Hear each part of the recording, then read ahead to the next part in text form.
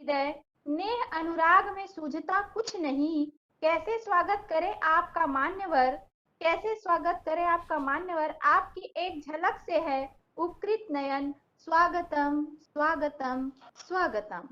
अभिवंदन, सादर प्रणाम। माँ सज्ञानदायिनी सरस्वती माँ के पावन चरणों में सरस्वती वंदना प्रस्तुत कर रही हूँ।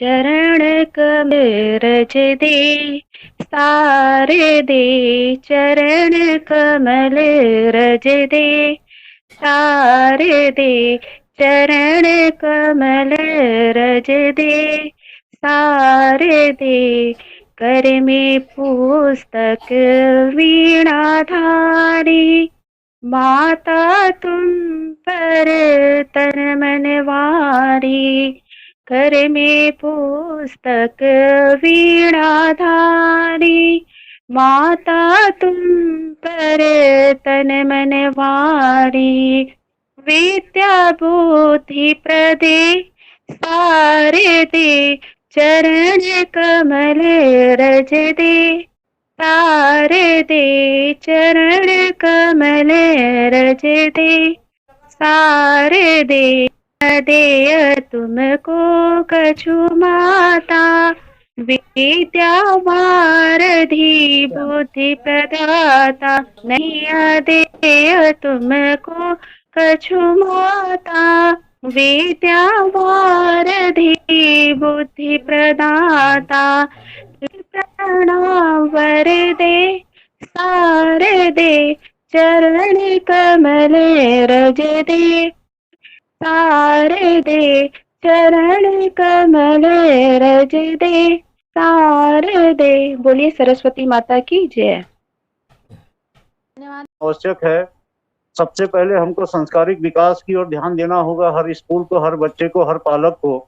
उसके बाद फिर उसके अंतर्निहित गुणों के विकास की तरफ हमको जाना होगा, और अंत में हम उसके ज्ञानात्मक विकास, जो किताब की पढ़ाई है, उस पर जोर देना होगा। अगर हम ये क्रम बदल दिए, जो आज उल्टे क्रम पे चल रहे हैं, किताब का ज्ञान, उसके बाद फिर थोड़ा बहुत अंतर्निहित गुणों का विकास और सांस्कारिक विकास तो करीब करीब खत्म हो गया है।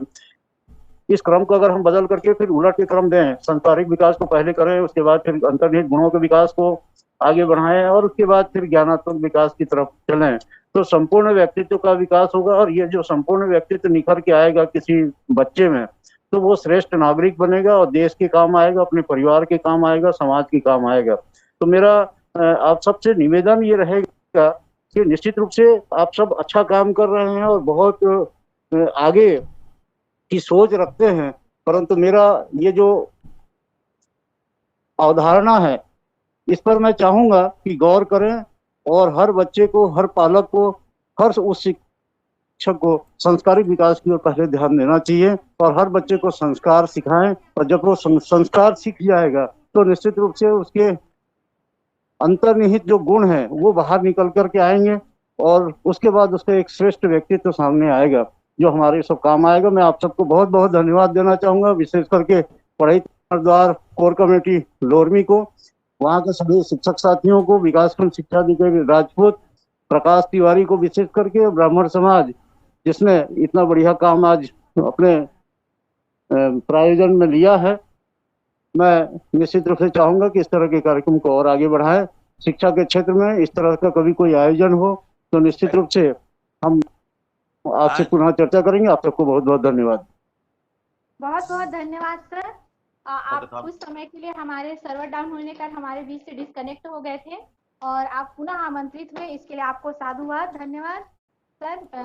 आपके दरअसल आज हमारे स्कूलों में जो शिक्षा दी जाती है वह ज्ञानात्मक विकास में केंद्रित होकर रह गया है। विद्यालयों में, चाहे वो शासकीय विद्यालय हो चाहे अशासकीय हो, हम ज्ञानात्मक विकास पर ज्यादा जोर देते हैं, और वह इसलिए भी होता है क्योंकि हर पालक आजकल अपने बच्चे की मार्कशीट, अंक सूची देख करके ये तय कर लेता है कि मेरा बच्चा अच्छा है या कैसा है। इन सब चीजों को हमको इस तरह से देखना होगा कि एक संपूर्ण व्यक्तित्व किस तरह से पूरा हो सकता है किसी बालक का, उस तरफ अगर ध्यान दिया जाए तो किसी भी बालक का जो संपूर्ण व्यक्तित्व है, जो हमारे देश के लिए उपयोगी हो, वह होता है वो तीनों तरह का विकास। और विकास का क्रम को अगर देखा जाए तो अभी जो क्रम है, सबसे पहले स्कूलों में ज्ञानात्मक विकास को सबसे ज्यादा महत्वपूर्ण दिया जाता है। ज्ञानात्मक विकास यानी किताब की पढ़ाई। उसके बाद दूसरा जो अंतर्निहित गुणों का विकास है वो होता है उनके खेल और संस्कृति और ललित कला, पर्यावरण, विज्ञान, साहित्यिक अन्य गतिविधियां जो होती हैं, वो जो उनके अंतर्निहित जो गुण होते हैं उसको विकसित करने का होता है, जो बहुत कम है। स्कूल में आप देखेंगे समय सारणी जब बनाई जाती है तो अधिकांश 80% टाइम जो होता है वो पढ़ाई का होता है, 10% टाइम जो है वो विशेष का होता है, 10% टाइम जो है हम देते हैं उसके अंतर्निहित गुणों के विकास के लिए। और उसके बाद तीसरा जो आयाम है वो है संस्कारिक विकास, संस्कृति का विकास, संस्कार का विकास। तो ये हमारा क्रम है आज की शिक्षा पद्धति में, जबकि इसको ठीक उलट होना चाहिए और सबसे पहला क्रम होना चाहिए संस्कारिक विकास। जब हमारे बच्चों में संस्कार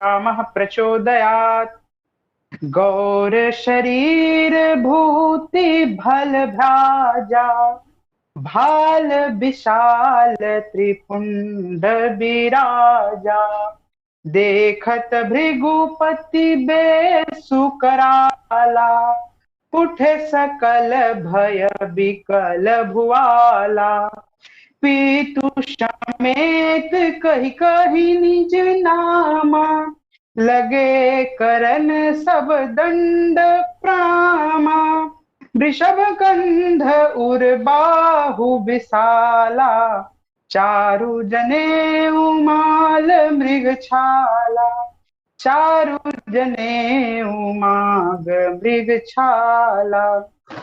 ऐसे परशुराम जी के श्री चरणों में सादर प्रणति निवेदित करते हुए ब्राह्मण समाज, सर्व ब्राह्मण समाज लोरमी की ओर से पढ़ई तू हरिद्वार कार्यक्रम को सादर साधुवाद कि उन्होंने 1.5 साल से ऐसे कार्यक्रम का संचालन किया जो आज लोरमी ही नहीं संपूर्ण छत्तीसगढ़ में अपने नाम से ही जाना जा रहा है। आज जैसा कि हम सबको पूर्व से विदित है कि परशुराम जयंती अक्षय तृतीया का सुअवसर है, आपको मैं परशुराम जी से के जीवन से जुड़ी हुई कुछ बातों को बताना चाहता हूं।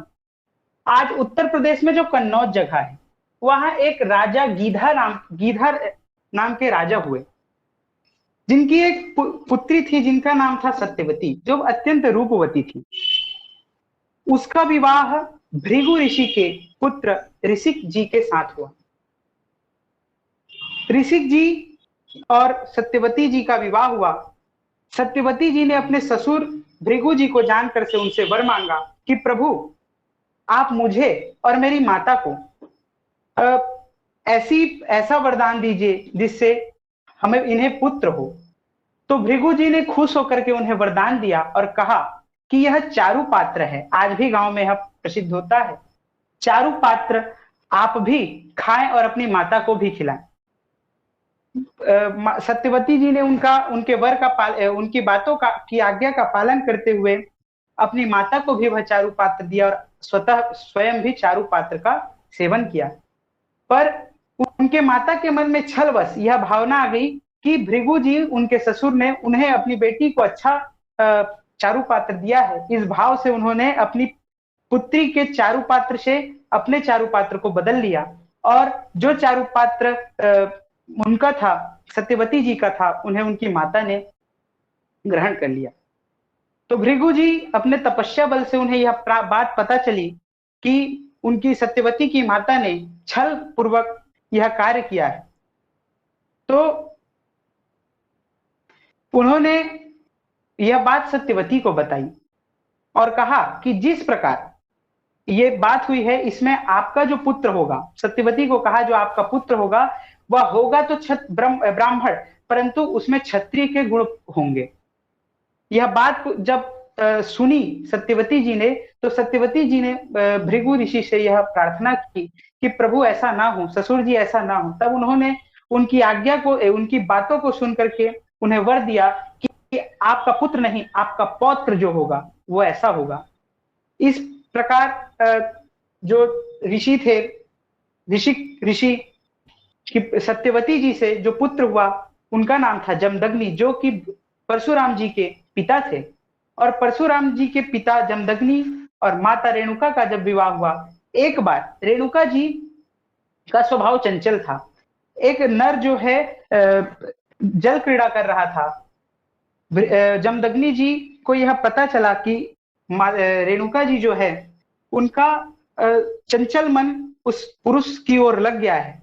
तब उन्होंने माता रेणुका के वध के लिए अपने 5 पुत्रों को कहा। परशुराम जी 5वें पुत्र थे और उनके 4 भाई थे। जब वे 4 पुत्रों को कहे तो उन्होंने अपनी माता के ममतावश यह करने से मना कर दिया। जब यह बात जमदग्नि जी ने परशुराम जी से कही कि परशुराम जी तुम्हें अपनी माता का सिर अलग करना होगा, तो परशुराम जी ने उनकी आज्ञा का पालन करते हुए वैसा ही किया। जब उन्होंने वैसा किया तो उनकी भक्ति से, पितृभक्ति से प्रसन्न होकर जमदग्नि जी ने उन्हें कहा कि आपको क्या चाहिए आप मांगे। तब परशुराम जी ने पुनः जमदग्नि ऋषि अपने पिता से कहा कि प्रभु आप ऐसा करें कि सभी भाई मेरे पुनः जीवित हो जाएं और माता जीवित हो जाए। माता को यह बात का ज्ञान न हो कि उनका वध मैंने किया है। जमदग्नि ऋषि खुश होकर के वह वरदान उन्हें दिए और जैसे ही माता जीवित हुई, एक कार्तवीर्य नाम के राजा जो कि जमदग्नि ऋषि के पास कामधेनु नाम की जो गाय थी, गौ माता थी, जमदग्नि ऋषि गौ माता की सेवा करते थे। कार्तवीर्य नाम का राजा आया और उनसे गौ माता को मांगने लगा। जमदग्नि ऋषि ने मना कर दिया कि मैं कामधेनु गाय माता को आपको नहीं दूंगा। तो कार्तवीर्य राजा ने जमदग्नि जी का वध कर दिया। और जब परशुराम जी वहां पहुंचे तो उन्होंने देखा कि उनकी माता रेणुका 21 बार अपने छाती को पीटती है। तभी से परशुराम जी महाराज ने 21 बार क्षत्रियों से विहीन करने का प्रण लिया। परशुराम जी का जो जीवन है और भगवान श्री राम का जीवन है, उनके जब रामचरितमानस में उनका संवाद आप सुनेंगे तो आपको पता चलेगा कि एक ब्रह्म क्षत्रिय का स्वभाव क्या होना चाहिए। परशुराम जी के लिए ब्रह्म क्षत्रिय का प्रयोग, शब्द का प्रयोग किया जाता है। यह परशुराम जी विष्णु भगवान के 6ठे अवतार हैं। आज कहीं ना कहीं हमारा समाज अपने मुख्य मार्ग से विचलित होता जा रहा है। परशुराम जी को आज का जो आज का हमारा समाज है, वे अपने चीजों के अंतर्निहित सद्गुणों को ग्रहण नहीं करना चाहता, परंतु दुर्गुणों को ग्रहण करने के लिए सदा अग्रसर रहता है। क्योंकि जैसे आपको मैं बताऊं, रामचरितमानस के उत्तरकांड में लिखा, तुलसीदास जी ने वर्णन करते हुए कलयुग की बातों को इसमें वर्णन किया।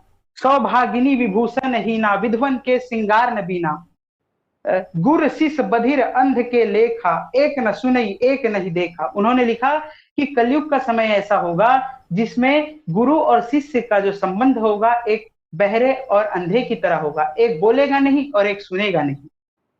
आइए आज हम सब ये पढ़ई तुहर द्वार के द्वारा जो कार्यक्रम है उसका मैं पुनः एक बार साधुवाद ब्राह्मण, सर्व ब्राह्मण समाज लोरमी की तरफ से करना चाहता हूं और आप सभी पूज्य चरणों में सादर प्रणति निवेदित करते हुए भगवान परशुराम जी से यह प्रार्थना की संपूर्ण संसार कोरोना से ग्रसित है, आप सबकी रक्षा करें और इस कोरोना रूपी राक्षस का वध करें। सब खुश हो संपूर्ण और सब वैक्सीनेशन के फैले हुए अफवाहों पर ध्यान न दें, वैक्सीनेशन करवाएं और खुद को सुरक्षित बनाएं, देश को सुरक्षित बनाएं, समाज को सुरक्षित बनाएं। जय हिंद, जय भारत, जय छत्तीसगढ़। बहुत बहुत धन्यवाद भैया, अक्षत भैया।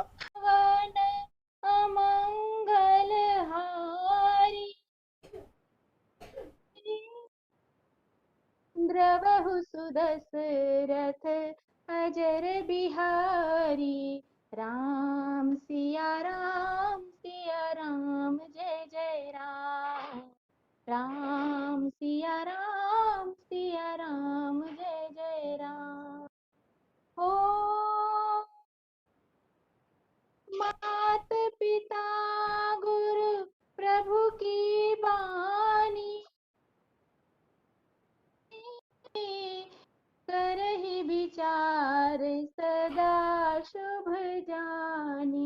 राम सिया राम जय जय राम सिया राम जय जय राम। वो होई है वही जो राम रचि राखा, को कर तरफ बढ़ावे राखा। राम सिया राम जय जय राम। राम सिया राम जय सिया राम जय। बोलिए श्री राम भगवान की। परशुराम प्रतीक है पराक्रम का, राम पर्याय है सत्य सनातन का। इस प्रकार परशुराम का अर्थ हुआ पराक्रम के कारक और सत्य के धारक। शास्त्रोक्त मान्यता तो यह है कि परशुराम भगवान विष्णु के छठे अवतार हैं, अतः हमें उनमें आपाद मस्तक विष्णु ही प्रतिबिंब होते हैं। परंतु मेरी मौलिक और विनम्र व्याख्या यह है कि परशुराम में भगवान शिव समाहित हैं और राम में भगवान विष्णु। इसलिए परशुराम अवतार भले ही विष्णु के हों, किंतु व्यवहार में समन्वित स्वरूप शिव और विष्णु का है। इसलिए मेरे मत में परशुराम दरअसल शिवहरि हैं। पिता जन्मदग्नि और माता रेणुका ने तो अपने पांचवें पुत्र का नाम राम ही रखा था, लेकिन तपस्या के बल पर भगवान शिव को प्रसन्न करके उनके दिव्य अस्त्र परशु प्राप्त करने के कारण वे राम से परशुराम हो गए। परशु प्राप्त किया गया शिव से। शिव संहार के देवता हैं, परशु हैं, क्योंकि परशु राम प्रतीक है विष्णु के। विष्णु पोषक के देवता हैं, अर्थात राम यानी पोषण या फिर रक्षण का शास्त्र। शस्त्र से ध्वनित होती है शक्ति, शास्त्र से प्रतिबिंबित होती है शांति। शस्त्र की शक्ति यानी संहार, शास्त्र की शांति अर्थात संस्कार। मेरे मत में परशुराम दरअसल परशु के रूप में शास्त्र और राम के रूप में शास्त्र का प्रतीक है। एक वाक्य में कहूँ तो परशुराम शस्त्र और शास्त्र के समन्वय का नाम है, जिसका पैगाम है अक्षय तृतीया को जन्मे हैं, इसलिए परशुराम की शस्त्र शक्ति भी अक्षय है और शास्त्र संपदा भी अनंत है। विश्वकर्मा के अभिमंत्रित 2 दिव्य धनुषों की प्रत्यंचा पर केवल परशुराम ही बाण चढ़ा सकते थे। यह उनकी अक्षय शक्ति का प्रतीक था, यानी शस्त्र शक्ति का। पिता जन्मदग्नि की आज्ञा से अपनी माता रेणुका का उन्होंने वध किया। यह पढ़कर सुनकर हम अचकचा जाते हैं, अनमने से हो जाते हैं, लेकिन इसके मूल में छिपे रहस्य को, सत्य को जानने की कोशिश नहीं करते।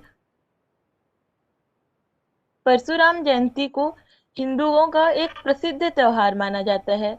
यह पर्व हिंदू कैलेंडर के अनुसार वैशाख माह के शुक्ल पक्ष के तीसरे दिन या तृतीय दिन को मनाया जाता है। यह त्योहार पूरे भारत में धूमधाम से मनाया जाता है। अक्षय तृतीया का प्रसिद्ध पर्व भी इसी दिन मनाया जाता है। परशु श्री जमादग्नि और रेणुका के पुत्र थे। ऋषि जमादग्नि सप्त ऋषि में से एक ऋषि थे। परशुराम भगवान विष्णु के छठे अवतार के रूप में अवतरित हुए थे। परशुराम 2 शब्दों से मिलकर बना है, परशु अर्थात कुल्हाड़ी एवं राम। इस प्रकार परशुराम का अर्थ निकलता है कुल्हाड़ी के साथ राम। परशुराम जयंती के दिन उपवास के साथ साथ सर्व ब्राह्मण का जुलूस एवं सत्संग आदि का आयोजन किया जाता है। ऐसा माना जाता है कि इस दिन गए पुण्य का प्रभाव कभी समाप्त नहीं होता। इस दिन शोभा यात्रा निकाली जाती है, जगह जगह पर पूजा अर्चना आदि का आयोजन किया जाता है।